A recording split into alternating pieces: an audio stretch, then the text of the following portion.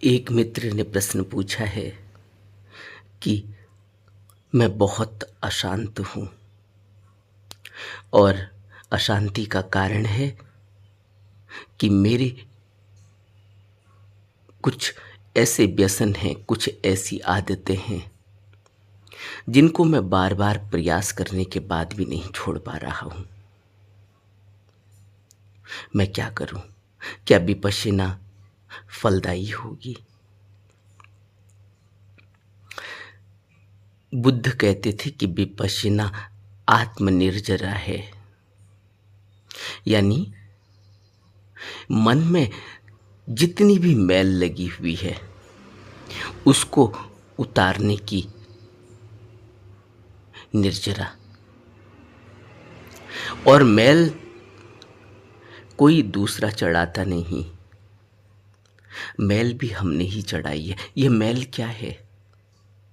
यह मैल है जब हम व्यसनों के पीछे भागते हैं, जब हम बिना सोचे विचारे मन पर ऐसे प्रभाव डाल देते हैं जो बार बार हमें उकसाते रहते हैं, जो हमें बार बार उसी तरफ धकेलते हैं। और एक दिन वह कर्म ऐसे व्यसन बन जाते हैं, ऐसी आदत पकड़ लेते हैं कि बार बार फिर उनको करने का मन होता है। बिना उसके लगता है कि जीवन है ही नहीं, लगता है बिना इसके कि जीवन चला जाएगा, मृत्यु आ जाएगी। इसलिए ज़रूरी हो जाता है। कोई आदमी सिगरेट पीता है, शराब पीता है और कोई नशा करता है, काम वासना में लिप्त रहता है। उसे लगता है कि इसके बिना जिएंगे कैसे। इसलिए वो बार बार उसमें डूबता है और जितनी बार उसमें डूबता है उतनी ही आदत गहरी होती चली जाती है। इसलिए और ऐसा भी नहीं है कि कोई आदमी नशा ही करता है तो उसमें ही डूबता चला जाता है। कोई आदमी भोजन ज़्यादा करने की आदत पाल लेता है। कोई आदमी भोजन के बाद भी 3 टाइम भोजन करने के अलावा उसको बार बार कुछ न कुछ चाहिए। उसे पता ही नहीं चलता कि वह कितना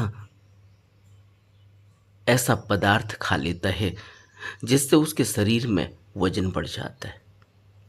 किसी आदमी को कोल्ड ड्रिंक पीने की आदत पड़ जाती है, किसी आदमी को बार बार चाय पीने की आदत पड़ जाती है, किसी आदमी को सुबह शाम दूध पीने की आदत पड़ जाती है, किसी को चाट पकोड़ा खाने की आदत पड़ जाती है। बिना चाट के, बिना कोई मसाले वाले पदार्थ खाए बिना उसको अच्छा ही नहीं लगता। किसी को पान खाने की आदत पड़ जाती है, किसी को सुपारी खाने की आदत पड़ जाती है।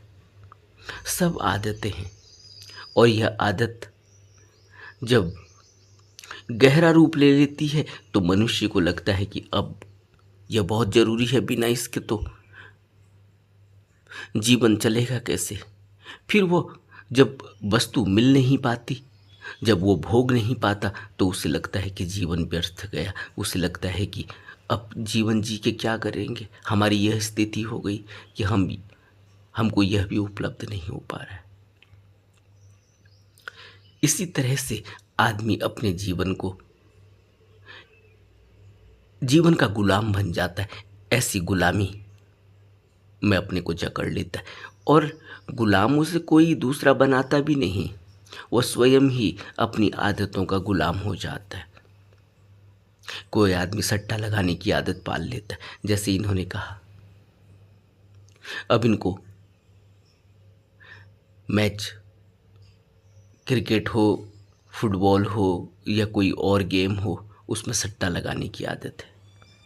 अब यह सट्टा लगाने की आदत इतनी ज़्यादा हो चुकी है कि बिना इसके इनको चैन ही नहीं आता। अब कैसे? क्योंकि मन बिलबिलाता है और आदत गहरी होती चली जाती है। अब क्या करें? इसीलिए ध्यान की आवश्यकता है। अब ऐसे में ध्यान भी मुश्किल हो जाता है। ध्यान तो सबसे आसान है क्योंकि ध्यान में कुछ करना नहीं होता। एक ऐसे व्यक्ति के लिए जिस व्यक्ति के अंदर कोई भी इस तरह की व्यसन नहीं है, आदत नहीं है, जो किसी भी आदतों का, व्यसनों का गुलाम नहीं है, वह व्यक्ति जब ध्यान के लिए अपने को तैयार करता है, ध्यान करता है, तो उसके लिए ध्यान आसान हो जाता है।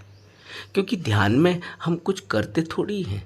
ध्यान में तो चुपचाप स्थिर होकर बैठना होता है, अपना अवलोकन करना होता है। इसमें कुछ भी करना ही नहीं है, इसलिए ध्यान तो आसान है। लेकिन ध्यान मुश्किल हो जाता है जो आदमी आदत पाल लेता है उसके लिए। ध्यान मुश्किल हो जाता है उस व्यक्ति के लिए जिसके जीवन में कोई नियम संयम नहीं है, कोई डिसिप्लिन नहीं है।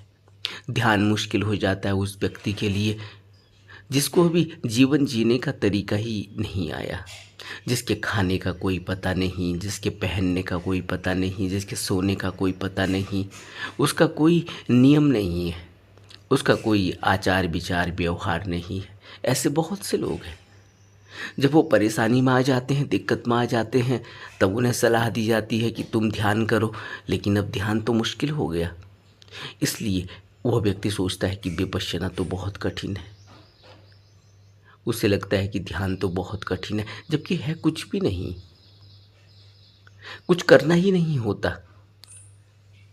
चुपचाप स्थिर मुद्रा में अपने शरीर को बिल्कुल ही संयमित और शांत करते हुए, बिना किसी प्रकार की बाधा दिए हुए एकांत में चुपचाप बैठना है और अपना अवलोकन करना है। और अवलोकन करने के लिए सबसे अच्छा माध्यम है जो कुदरत की तरफ से चल रहा है। और कुदरत की तरफ से चल रहा है जो हमारे आती जाती श्वासों की माला है, जो स्वतः चल रही है। हम अपने से ले नहीं रहे, अपने से छोड़ नहीं रहे, स्वतः ही चल रही है। इसलिए कोई व्यक्ति पढ़ा लिखा हो, कोई व्यक्ति ना पढ़ा लिखा हो, कोई व्यक्ति बोलने योग्य हो, कोई व्यक्ति न बोलने योग्य हो, किसी व्यक्ति की बुद्धि ज़्यादा हो, किसी व्यक्ति की बुद्धि कम हो, कोई व्यक्ति सुन सकता हो, कोई न सुन सकता हो, कुछ भी फर्क नहीं पड़ता। स्त्री हो, पुरुष हो, बच्चा हो, बच्ची हो, कुछ भी फर्क नहीं पड़ता। हर कोई व्यक्ति ध्यान कर सकता है, हर कोई व्यक्ति विपश्यना कर सकता है। बस अपनी आती जाती सांस को, जो कुदरत की तरफ से चल ही रही है, उस पर अपने मन को टिका देना है, ताकि मन जो पूरे संसार में दौड़ रहा है, जो विचारों को पैदा कर रहा है, इंद्रियों के जरिए पूरे संसार में दौड़ रहा है, वह रुक सके। उसको रोककर सांसों की तरफ लगा दो।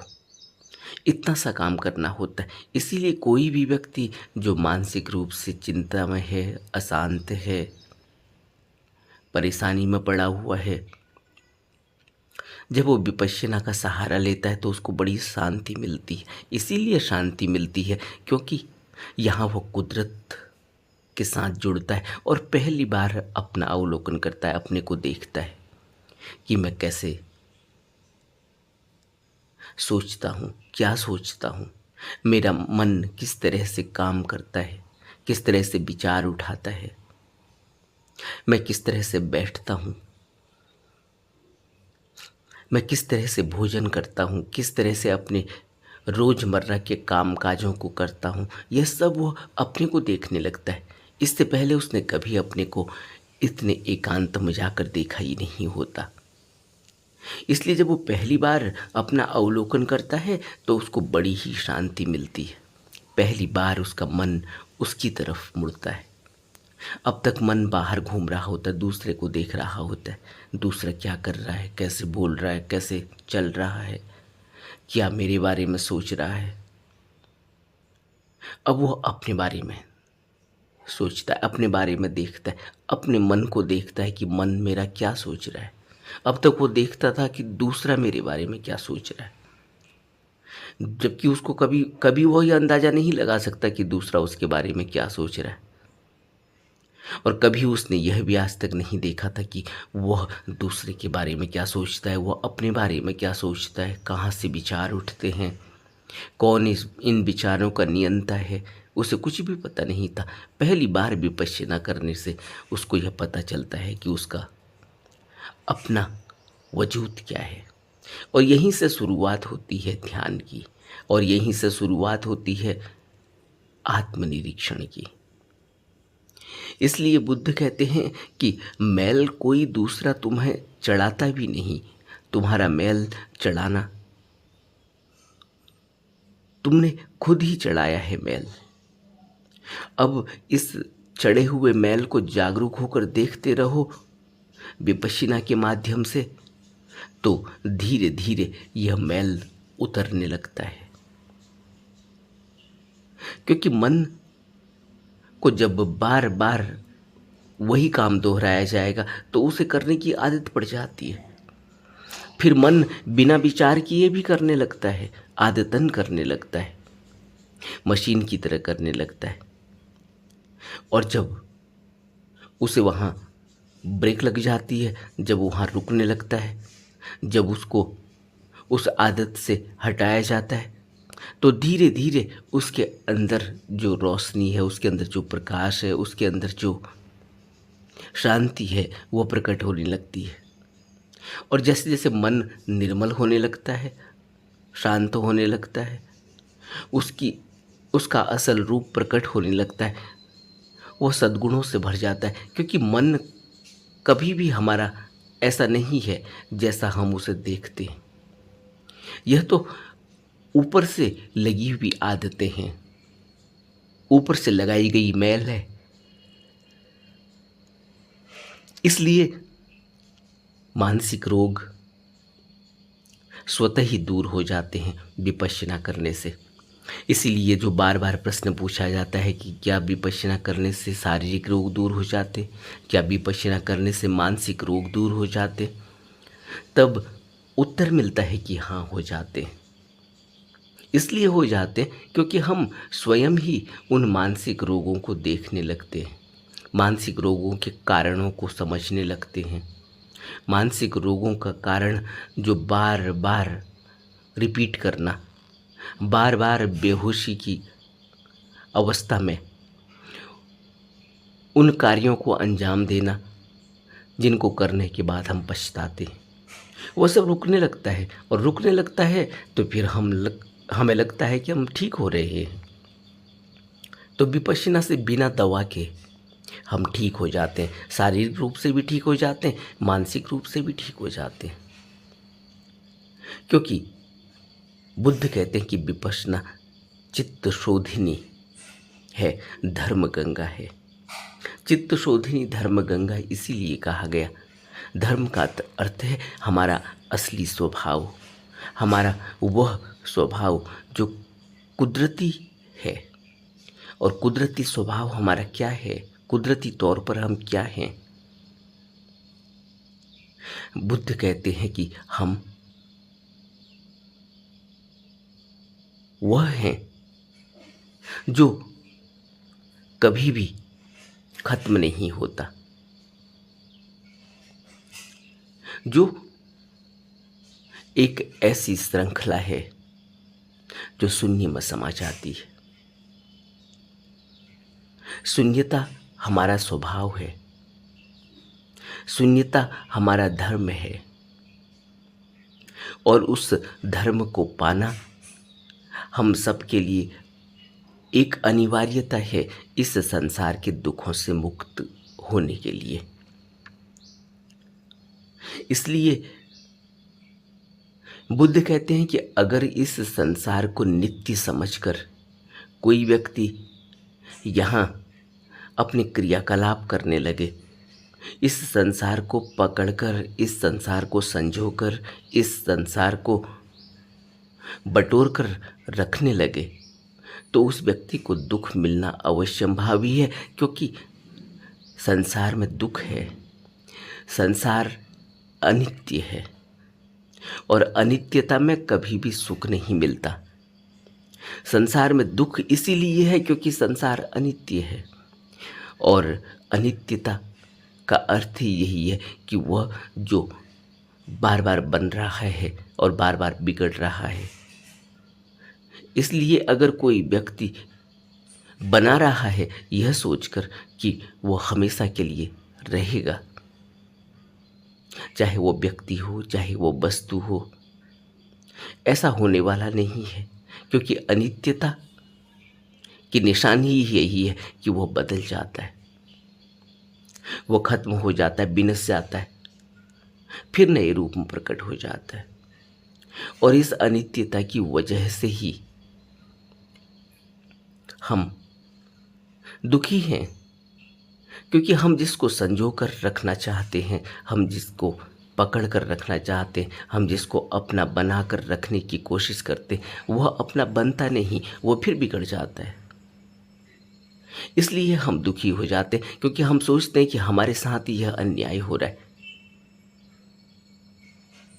इस वजह से हम मानसिक रूप से भी दुखी हो जाते हैं, और मानसिक रूप से दुखी होने से उसका प्रभाव शरीर पर पड़ जाता है और शरीर भी दुखी हो जाता है।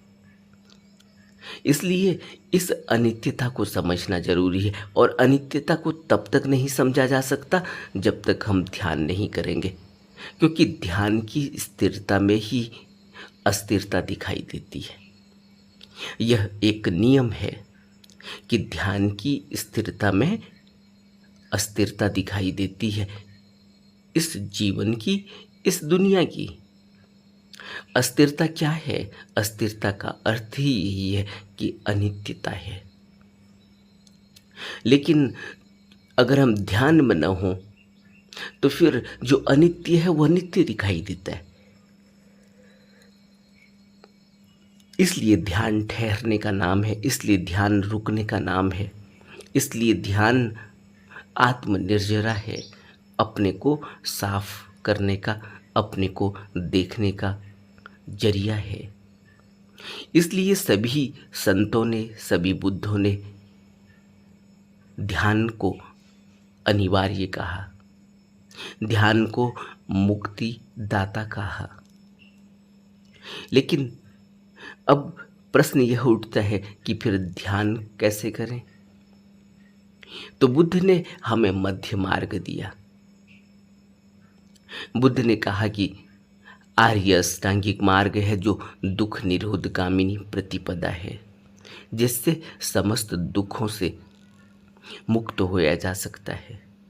और यह दुख निरोध गामिनी प्रतिपदा 8 भागों में है, और यह आर्य अष्टांगिक मार्ग जिसको उन्होंने नाम दिया, यह आर्य अष्टांगिक मार्ग में हमें 8 अंगों को अच्छे से हृदयगम्य करना है।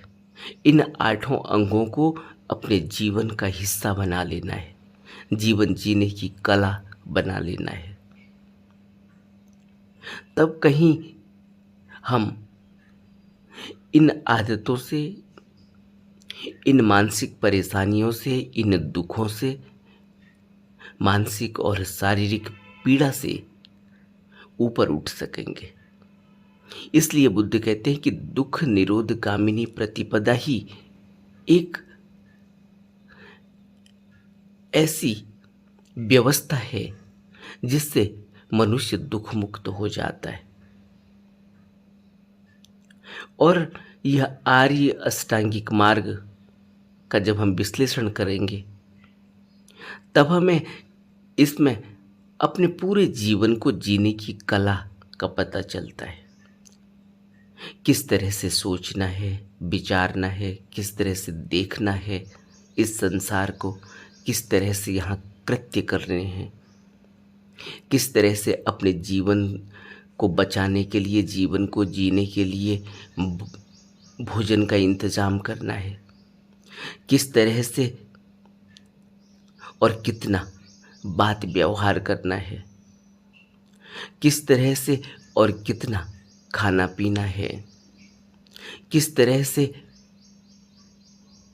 और कहाँ से अर्जन करना है,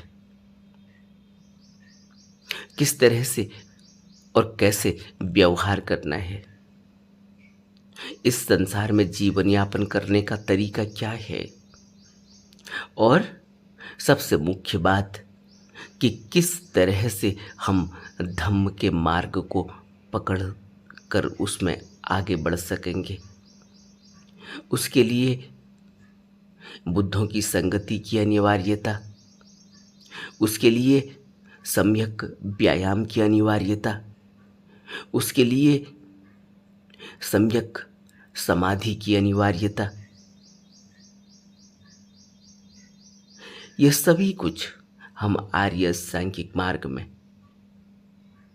सीखते हैं और अपने जीवन को अपनी आदतों से, अपने धर्मों से मुक्त कर लेते हैं। जब तक चित्त में धर्म लगे हुए हैं, जब तक चित्त में आदतें हैं, जब तक चित्त में तरह तरह के विचार उठते हैं, जब तक चित्त अशांत है, जब तक हम अपने चित्त का अवलोकन नहीं कर पाते, समझ नहीं पाते, उसको देख नहीं पाते, जब तक हम अपने शरीर का अवलोकन नहीं कर पाते, इस शरीर को समझ नहीं पाते, तब तक मन के रोगों से और शरीर के रोगों से मुक्त नहीं होया जा सकता। हमें पूर्ण मुक्ति के लिए, हमें पूर्ण शांति के लिए अपने मन और अपने तन दोनों का अवलोकन करना सीखना होगा। और यह दोनों का अवलोकन करना और अपने कर्मों पर चौबीसों घंटे नज़र बनाए रखना, अपने मन को नियंत्रण में रखना, यह सब कुछ ही हमें विपश्यना के द्वारा सीखना होता है, ध्यान के द्वारा समझना होता है, अवलोकन करना होता है, अन्वेषण करना होता है। इसलिए बुद्धों का मार्ग पूर्ण मार्ग है। इसलिए संतों का मार्ग मुक्तदायी है। इसलिए संतों का मार्ग हमें निर्वाण तक ले जाता है, हमें इस भवबंधन से आजाद करा देता है।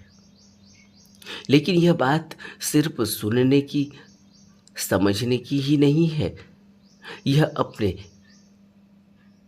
जीवन की कार्यशैली हो जानी चाहिए। यह अपने जीवन को जीने का एक तरीका बन जाना चाहिए। संतों का बताया हुआ मार्ग हमारे जीवन का एक महत्वपूर्ण अंग हो जाना चाहिए, एक महत्वपूर्ण उद्देश्य हो जाना चाहिए। संसार में भी संसार को पकड़कर रखना और साथ में मुक्ति की, भवबंधन से आज़ादी की कल्पना करना या सोचते रहना, उससे हम आज़ाद नहीं हो पाएंगे, उससे हम मुक्त नहीं हो पाएंगे। मुक्ति के लिए हमें कार्य करना होगा, मुक्ति के लिए हमें कर्म करना होगा, मुक्ति के लिए हमें बुद्धों के बताए हुए उपदेशों पर चलना होगा, अपने जीवन को ढालना होगा। और यही कला है कि किस तरह से हम संसार में भी रहते हैं और किस तरह से हम संसार से ऊपर भी रहते हैं। और बुद्धों ने यह अपने उदाहरणों से करके भी दिखाया और हमें कैसे किया जा सकता है वह मार्ग भी बताया, जीवन जीने का तरीका बताया। लेकिन हम क्योंकि कच्चे हैं, जैसे इन मित्र ने प्रश्न पूछा है कि मन अशांत रहता है, मन अशांति का कारण क्या होता है? मन अशांति का कारण होता है कि जो मैं चाहता था वह नहीं हुआ,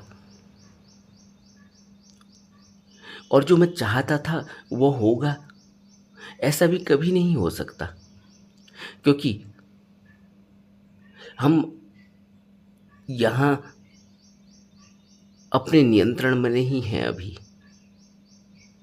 अभी तो हम यहाँ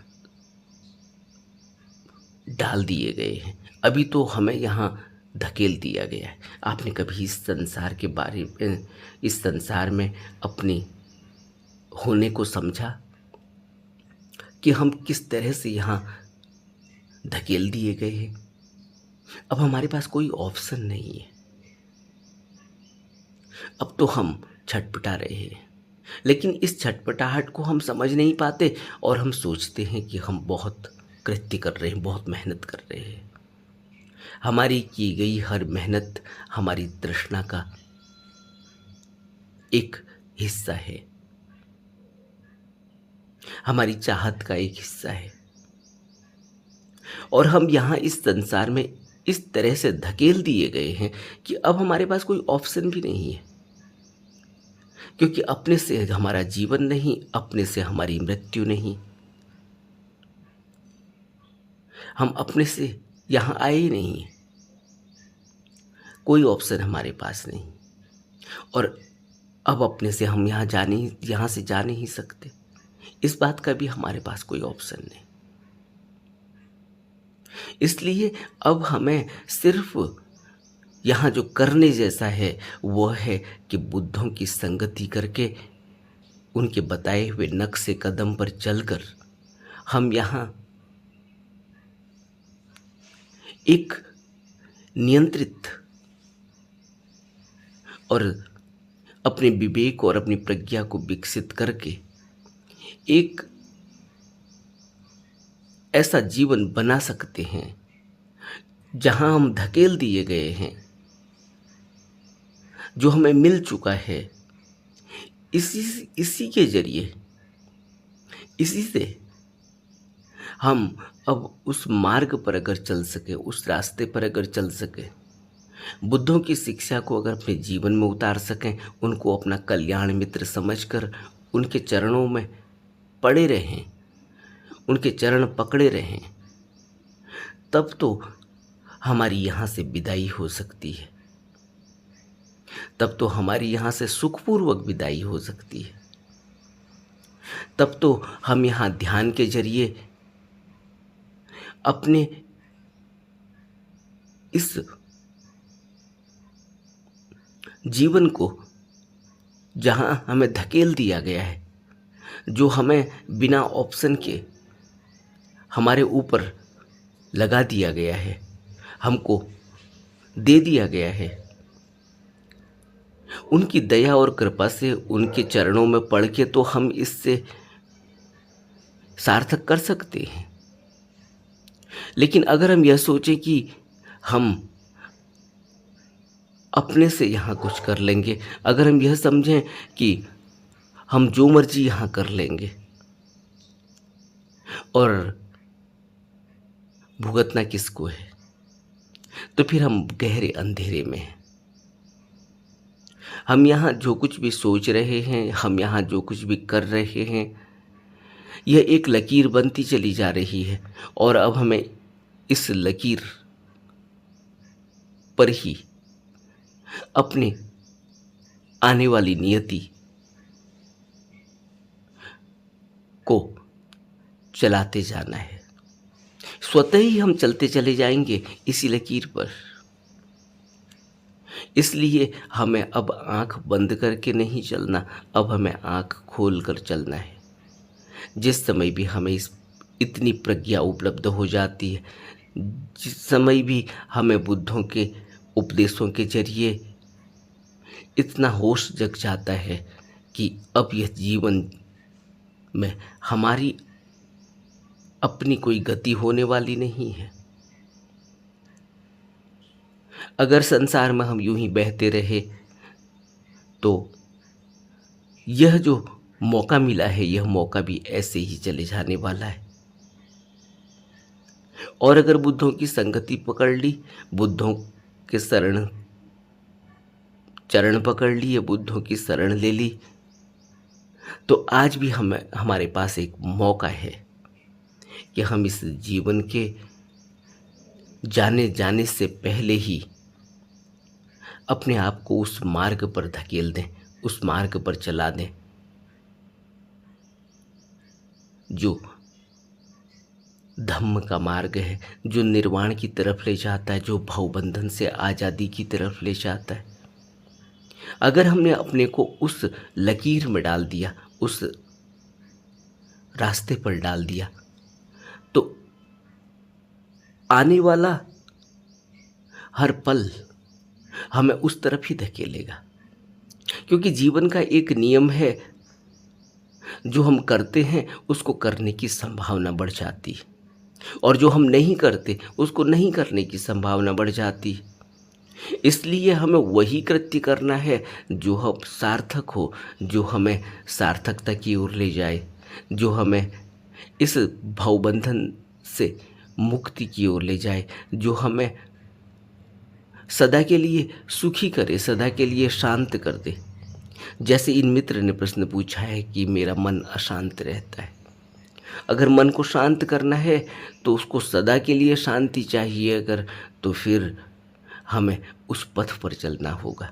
उस पथ पर कदम बढ़ाते ही फिर अगला कदम उस पथ पर बढ़ने ही लगता है, क्योंकि नियम इस तरह से है, शाश्वत नियम है कि जो हम करेंगे उसको करने की संभावना बढ़ जाएगी।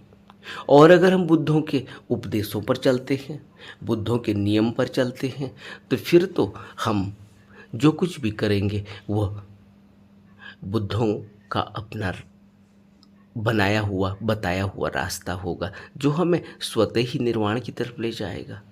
इसलिए तो बुद्ध कहते हैं कि तुम अगर कुशल कर्म करते हो तो उनको बढ़ाते रहो, अगर तुम अकुशल कर्म करते हो उन्हें छोड़ दो। क्योंकि अकुशल कर्म से अकुशल कर्म करने की आदत बनेगी, और कुशल कर्म से कुशल कर्म करने की आदत बनेगी।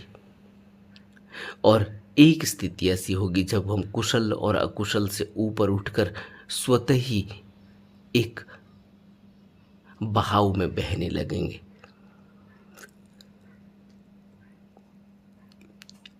एक ऐसा बहाव जो हमें निर्वाण की तरफ ले जाता है, एक ऐसा बहाव जो हमें धम्म से जोड़ता है, और हम मुक्ति के रास्ते पर आगे बढ़ते चले जाएंगे। हमारे जीवन में शांति भी होगी, सुख भी होगा, सक्षमता भी होगी। हम फिर बेचारे नहीं होंगे, हम फिर अनाथ नहीं होंगे, फिर हम दुख में डूबे हुए नहीं होंगे, फिर हम कोई मानसिक पीड़ा में नहीं होंगे, फिर हम बिल्कुल ही ऐसी अवस्था में होंगे जैसी अवस्था में हम बुद्ध को देखते हैं। वही बुद्ध का अनुभव है, और वही बुद्ध अपने अनुभव को हम तक पहुंचाते हैं उपदेशों के माध्यम से, अभ्यास करवाने के माध्यम से, हमें दीक्षा देकर हमारे मार्ग पर हमारा सहारा बनते हैं। और एक दिन हम स्वतंत्र हो जाते हैं, निपुण हो जाते हैं, कुशल हो जाते हैं। और यही बुद्ध